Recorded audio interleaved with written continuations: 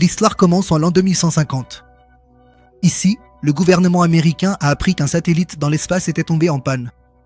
Alors, ils ont envoyé un super-héros nommé Miracle dans l'espace pour enquêter sur cette affaire. Dès que Miracle est arrivé dans l'espace, il a vu plein de petits morceaux du satellite et là, un vaisseau spatial extraterrestre était prêt à l'attaquer. Mais Miracle avait une confiance totale en ses capacités et avant de les éliminer, il a pensé à prendre un selfie.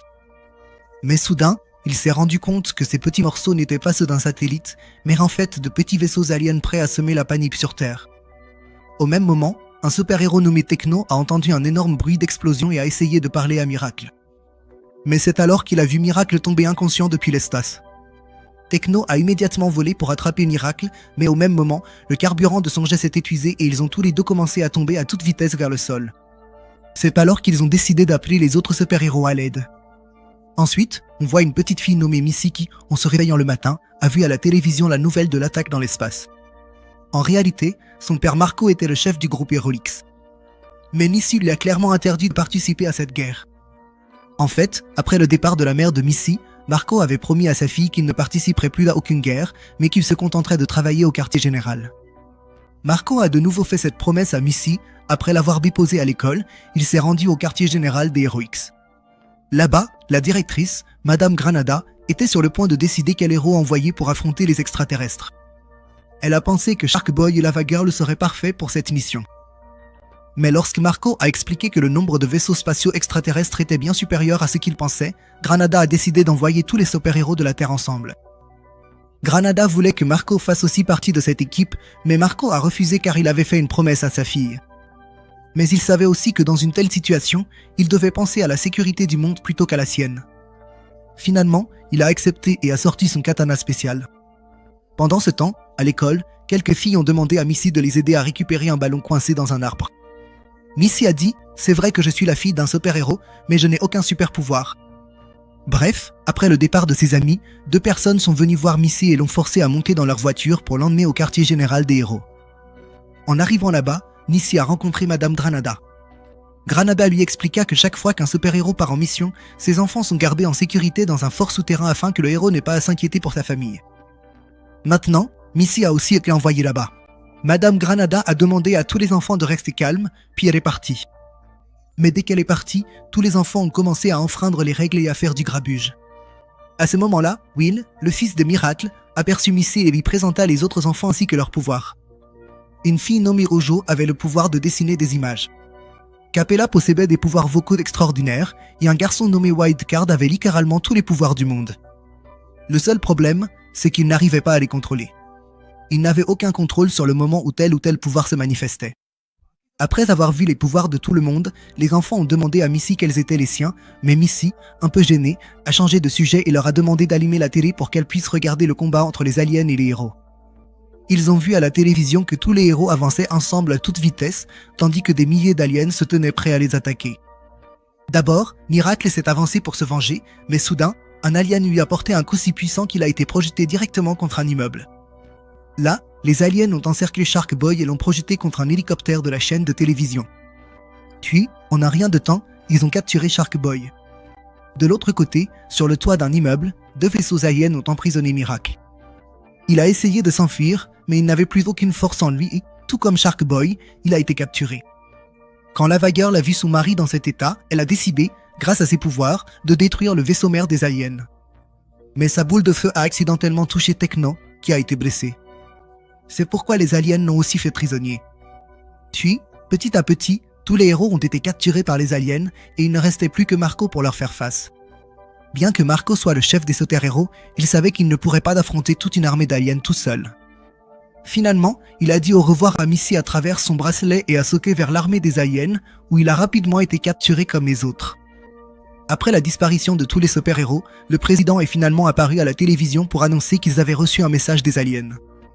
Les aliens voulaient que tous les humains se rendent et se livrent à eux, sinon ils détruiraient toute la Terre, et pour cela, ils n'avaient que 3 heures. Dès que le président est parti, Madame Granada est apparue à la télévision et a annoncé qu'ils allaient maintenant commencer le confinement. C'est pourquoi tous les enfants devaient rester assis à leur place. Mais Missy n'a pas écouté ce qu'elle a dit et a dit à ses camarades qu'ils devaient tous partir d'ici avant que les aliens n'attaquent. Alors Wildcard lui a demandé comment elle savait que les aliens allaient attaquer ici. Missy leur a alors montré le dessin qu'Ojo avait fait. En fait, lorsque Will lui expliquait les pouvoirs de chacun, tous les dessins faits par Ojo s'étaient révélés vrais. C'est alors que Missy a compris qu'Ojo pouvait prédire l'avenir avec ses dessins. Finalement, Missy a montré à tout le monde que les aliens allaient entrer dans cette pièce par la conduite de ventilation. C'est pourquoi ils devaient partir d'ici au plus vite. Mais ils étaient en confinement, donc ce n'était pas si facile. Ils ont pensé prévenir les gardes de l'attaque des aliens, mais pourquoi les gardes auraient-ils cru des enfants? C'est alors que Missy a confié à Guppy la tâche de s'occuper des gardes. En fait, Guppy était la fille de Sharkboy et Lavagirl, et elle possédait non seulement une force incroyable, mais aussi d'excellentes compétences en combat. En plus de cela, elle pouvait aussi contrôler l'eau et d'autres liquides. Guppy a presque vaincu tous les gardes, et finalement, celui qui restait a été assommé par Noodles grâce à son pouvoir élastique. Ensuite, ils ont pris la carte d'accès des gardes. Mais à ce moment-là, un des gardes s'est relevé et a appuyé sur le bouton d'urgence, ce qui a verrouillé automatiquement toutes les portes et alerté tout le monde au quartier général. Maintenant, ils ne pouvaient plus rien faire. En quelques instants, les aliens sont entrés par les conduits et ont attrapé Wildcard. Pour sauver Wildcard, Missy a demandé à Rowan de remonter le temps, et dès qu'il l'a fait, Will a empêché le garde de déclencher l'alarme, et ils se sont tous échappés avant l'arrivée des aliens. Dehors, Noodles a agrandi son corps pour prendre l'apparence d'un homme. Mais très vite, les autres enfants ont été reconnus et les gardes ont fermé la porte de sortie. N'ayant plus qu'aucun moyen de s'échapper, Wildcard a alors désigné le trou dans le plafond. Alors Missy a demandé à Kapla d'utiliser sa voix douce pour faire s'envoler le personnel du quartier général. En faisant cela, tous les enfants ont utilisé ces personnes comme des marches pour atteindre le toit. Ensuite, ils ont sorti le téléphérique grâce à la carte d'accès volée et sont rapidement sortis du bâtiment. Mais à peine sortis, ils ont vu de nombreux employés du quartier général qui leur barraient la route. Pour leur échapper, Kapla a utilisé ses pouvoirs pour faire s'envoler le téléphérique dans les airs. Mais maintenant, ils allaient percuter un immeuble à toute vitesse et Kapla n'arrivait pas à changer la direction du téléphérique. C'est alors qu'au dernier moment, Noodles est sorti, s'est accroché à un poteau et a fait pivoter le téléphérique. Après avoir continué un peu plus loin, Kapla a commencé à avoir du mal à respirer, alors ils ont tous décidé de se cacher quelque part. C'est alors que Missy a eu l'idée d'aller chez sa grand-mère Anita. Ils étaient sur le point d'arriver quand, soudain, la voix de Kapla s'est complètement éteinte et il est tombé en chute libre, atterrissant directement dans le jardin d'Anita. Après les avoir rencontrés, Anita leur a dit qu'il ne restait plus que 2 heures avant l'attaque des extraterrestres. C'est pourquoi ils devaient commencer un entraînement intensif dès maintenant, car la sécurité de la Terre reposait désormais sur leurs épaules. Très vite, leur entraînement a commencé et, de son côté, Madame Granada a découvert le bracelet spécial de Missy, ce qui lui a permis de le localiser et de trouver sa véritable position. Pendant ce temps, les enfants des super-héros travaillaient non seulement sur leurs compétences de combat, mais aussi sur leur capacité à se battre en liquide. Il ne restait plus qu'1 heure avant l'attaque des extraterrestres, et c'est alors que les hélicoptères envoyés par Granada sont arrivés sur place. Après cela, tous les enfants se sont échappés par un tunnel secret. Anita, quant à elle, est restée sur place pour détourner l'attention des autres. Maintenant, dans le tunnel, Missy a pris l'iPad d'Oja et a utilisé sa lampe torche pour trouver le chemin devant eux. Elle voulait élaborer un plan pour atteindre le vaisseau mère des extraterrestres, et c'est alors qu'en regardant les dessins faits par Ojo, elle s'est rendue compte qu'un vaisseau spatial se trouvait tout près d'elle. En peu de temps, ils ont trouvé le vaisseau spatial qui était juste à côté. Ils ont alors attendu discrètement que les extraterrestres sortent, puis ils ont couru rapidement vers le vaisseau. Mais avant qu'ils ne puissent atteindre le vaisseau, un extraterrestre s'est rendu compte de ce qui se passait et a couru vers son vaisseau spatial. Il était sur le point d'attraper un enfant, mais à la dernière seconde, Noodles a allongé son bras et l'a sauvé de justesse de la mort. Puis, avant que l'extraterrestre n'atteigne le vaisseau, ils ont fermé la porte et sont partis vers l'espace. Après avoir voyagé un moment, ils sont arrivés à la vaisseau mère et ont décidé de chercher leurs parents. Mais avant de partir, Will a dit qu'il y avait un traceur sur le bracelet de Missy et c'est grâce à cela que Granada avait découvert leur position. Maintenant, ils doivent aussi trouver la localisation de Marco. Un peu plus tard, alors qu'ils cherchaient leurs parents, ils ont soudain entendu un bruit étrange venant de sous la terre. À ce moment-là, des extraterrestres ont soudainement surgi du sol et les ont attaqués. Tous les enfants, paniqués, se sont précipités en avant où ils ont trouvé une porte. Finalement, ils sont arrivés en plein centre du vaisseau où se trouvait une grande pyramide. Ils ont vu que le président des États-Unis se promenait là-bas, discutant de l'attaque des extraterrestres avec d'autres personnes. Après le départ du président, Granada est sorti de derrière eux et a félicité tous les enfants pour leur bravoure. Granada a dit que seulement quelques minutes après leur fuite, les extraterrestres avaient attaqué le quartier général. S'ils n'avaient pas fui, ils auraient été capturés sur le champ. En entendant cela, tous les enfants furent très heureux.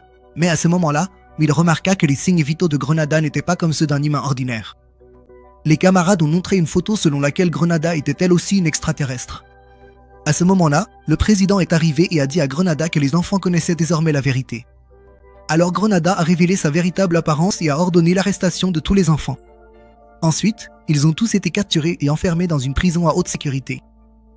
Maintenant, ils devaient absolument sortir d'ici, quoi qu'il arrive. C'est pourquoi ils ont décidé d'utiliser les pouvoirs de Duppy. Mais il n'y avait pas d'eau du tout dans cette prison. C'est pourquoi elle ne pouvait rien faire. Alors Missy a demandé à tous ses amis de pleurer pour que Duppy puisse utiliser leurs larmes. Missy leur a dit d'imaginer ce que ce serait s'ils ne pouvaient plus jamais revoir leurs parents. Après cela, tous les enfants se sont mis à pleurer, tristes. Ensuite, Missy a recueilli toutes leurs larmes et les a données à Duppy, qui s'en est servi pour fabriquer la clé de la porte de la prison. Finalement, ils sont sortis libres et il ne restait plus que 18 minutes avant l'attaque des extraterrestres. Missy a dit à tout le monde d'aller près de la grande pyramide pour qu'ils puissent arrêter l'attaque au plus vite. Mais Wildcard n'était pas du tout d'accord avec ça.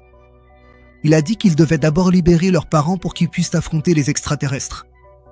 Wildcard n'était pas prêt à partir avec Missy. C'est pourquoi il est parti en emmenant Phasmaker avec lui. Phasmaker avait le pouvoir de changer de visage à volonté. Bref, après avoir marché un peu, ils sont arrivés dans un couloir et ont vite commencé à se disputer.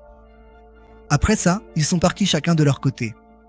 De son côté, Grenada les avait vus se battre avec la caméra et avait décidé de capturer Wildcard. Parce qu'il ne comprenait pas ses pouvoirs. C'est-à-dire qu'il pouvait accidentellement détruire tout le vaisseau spatial.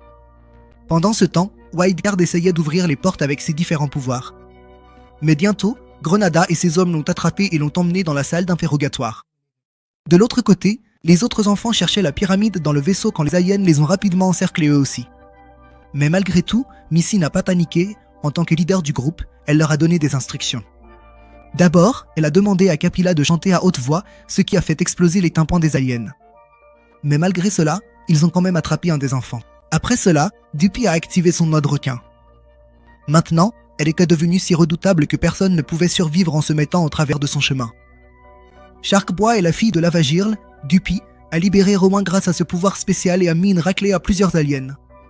Puis, Will a rapidement mis son fauteuil roulant à pleine vitesse et a demandé à Noodles d'allonger ses bras. Ensuite, il s'est accroché au bras de Noodles et son fauteuil roulant a foncé à toute vitesse sur les aliens. Mais bon, les aliens se sont quand même relevés et, grâce à leurs longs bras, ils ont sorti des chaînes du plafond pour arrêter tous les enfants. Alors, Rowan a essayé d'utiliser ses pouvoirs pour remonter le temps, mais à cause des menottes, il n'a pas pu le faire. C'est alors que, pour aider son frère, Forward a combiné son pouvoir avec le sien. Ensemble, ils sont remontés un peu dans le temps.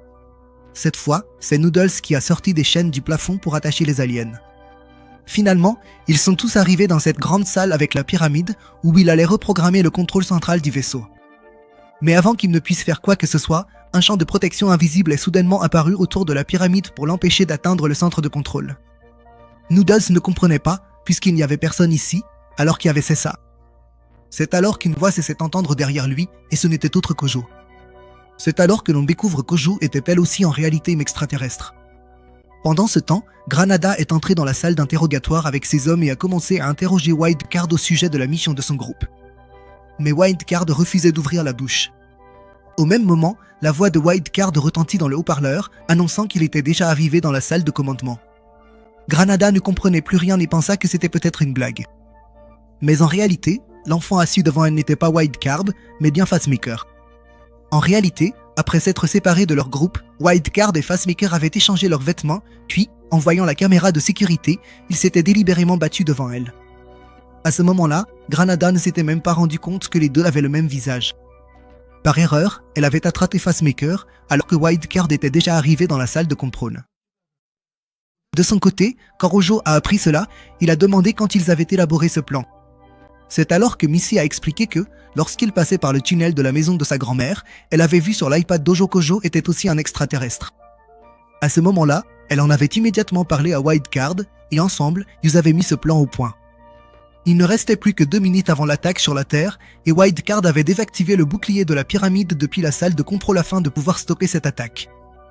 Mais Ojo ne pouvait absolument pas laisser cela se produire. C'est pourquoi elle a sorti son stylo et a commencé à dessiner des extraterrestres.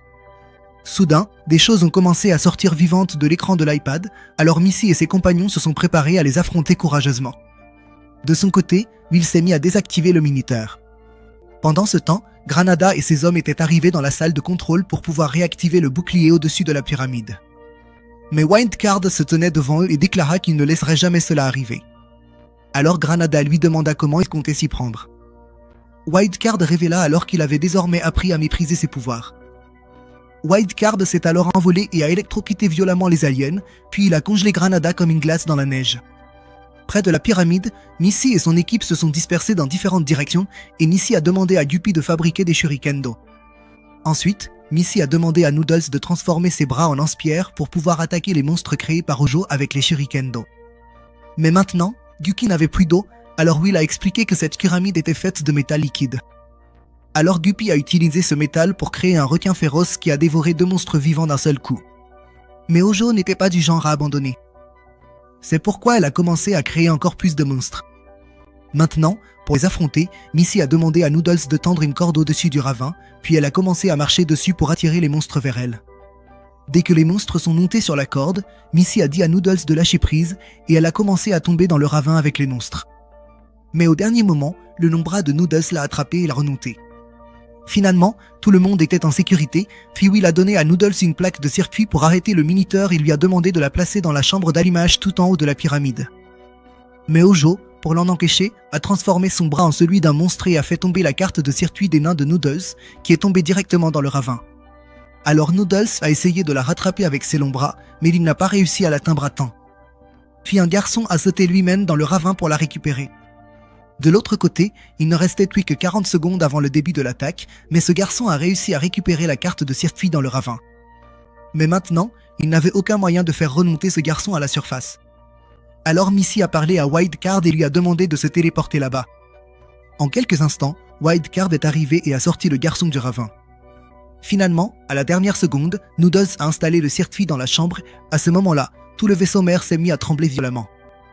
Soudain, un trou s'est ouvert en plein milieu de la pyramide, de là, tous leurs parents sont sortis. Les enfants ne comprenaient rien, alors Missy a demandé à Ojo.